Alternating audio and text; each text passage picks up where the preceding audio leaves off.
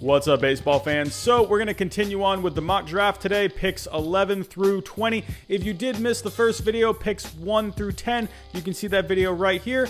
But let's not waste any more time. Let's get started. With the 11th pick, the Chicago White Sox select Mick Abel. The White Sox farm system is pretty top-heavy at the moment, with guys like Luis Robert, Michael Kopech, Nick Madrigal, and Andrew Vaughn ready to break out onto the scene.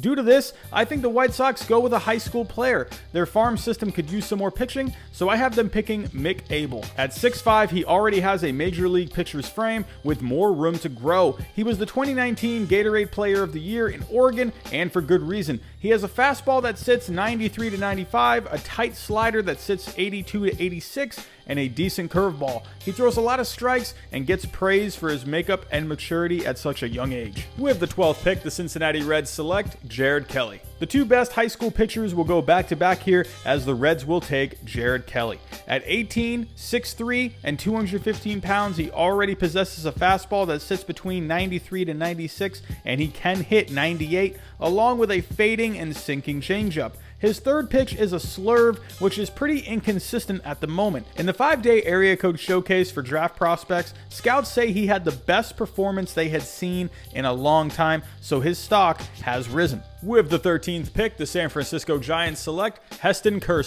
With Evan Longoria and Brandon Belt not getting any younger, the Giants could use some corner infielders, but there's not really many to choose from in this draft, so I believe they will go with the best available player, and that's Heston out of Arkansas. He could very well be picked in the top 10 because he is considered the second best power hitter in this draft behind Torkelson. He has a tendency to swing and miss a lot due to his aggressiveness and complicated swing, but when he connects, that ball can go far. He's not very fast, but he has a solid arm in right field. With his swing cleaned up, he could very well be a decent major league player in the future. With the 14th pick, the Texas Rangers select Garrett Crochet. Crochet's stats may not wow you, considering in 36 games at the University of Tennessee, he had a 4.64 ERA, but that doesn't reflect the stuff he possesses. He stands at 6'6", has a fastball that gets close to 100, an above-average slider, and a decent changeup that can sit around 90. He has a good delivery with good arm action, but he still needs to improve on his command. He also dealt with a shoulder injury that limited him to 3 innings in 2020 before the season was cut short,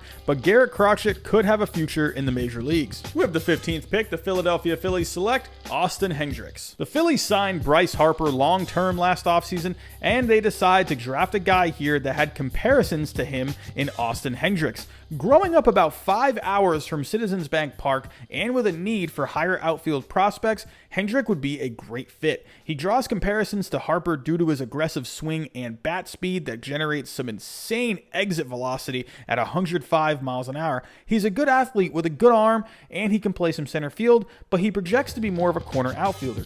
He tends to strike out a little bit, but there is a ton of upside here with Austin Hendricks. With the 16th pick, the Chicago Cubs select Ed Howard. Another local prospect will go to their home state team, as I have Howard going to the Cubs. At 6'2" and 185 pounds, he still has plenty of room to grow, and he has a lot of tools. His swing from the right side is simple and makes consistently good contact. He has good bat speed, and with room to fill out his frame, he can add some power over time. He runs the bases well and can steal some bases. Lastly, he plays a smooth shortstop thanks to his quick hands and strong arm. Scouts say he just has a good baseball IQ, and I think Theo Epstein and the gang will like that here, picking Ed Howard. With the 17th pick, my Red Sox select Nick Bitsko. As a Red Sox fan, I'm just going to say this right off the bat. They need pitching. They have not been successful at drafting starting pitching since they took John Lester back in 2002. They have drafted pitchers such as Henry Owens, Noe Ramirez, and Jay Groom, who does still have time to make an impact, but overall, they just haven't found an impact guy. I say they take a guy with the most upside here, and that's Nick Bitsko. With seasons being canceled, you're not hearing much about high school guys besides Mick Abel and Jared Kelly, and even those guys have lost some steam, so it's not surprising Bitsko hasn't been mentioned much. However, this was a guy that has been on scouts' radars for a bit. At 6'4" and 220 pounds with more room to grow, Bitsko sits around 92 to 96 with his fastball, possesses a hard curveball along with a solid changeup, and he can throw them all for strikes. If Mick Abel or Jared Kelly slide down to this spot, don't be surprised if Chaim Bloom is aggressive and takes one of those guys instead.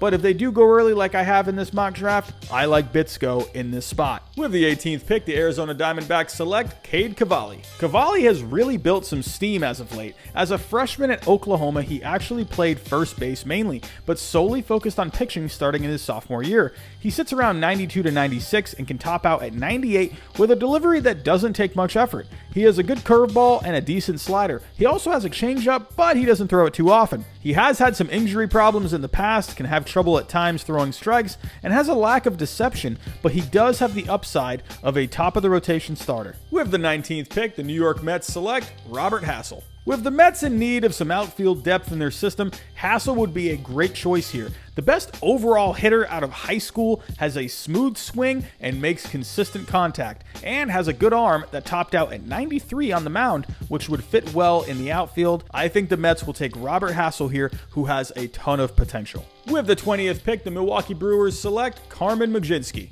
The Brewers could use some more pitching depth in their system, and with a college pitcher on the board here, Majewski would be a good get for the Brew Crew. He was the #1 starter for the South Carolina Gamecocks in 2019, but broke his foot, which resulted in a lost season. He ended up pitching in the Summer Cape Cod League and did really well, throwing 29 innings with an ERA of 2.15, a whip of 0.64, and 40 strikeouts. He was off to a good start in 2020 with a 2.84 ERA, but the season was cut short due to the pandemic. His fastball sits around 92 to 96, but has touched 99 and also has some sink, along with a plus curveball, a power slider, and a changeup that's still in the works. He's struggled with control his first 2 seasons in South Carolina, but in the Cape Cod League, he only walked 4 batters in 29 innings. His delivery has smoothed out over time, so his control shouldn't be much of an issue moving forward.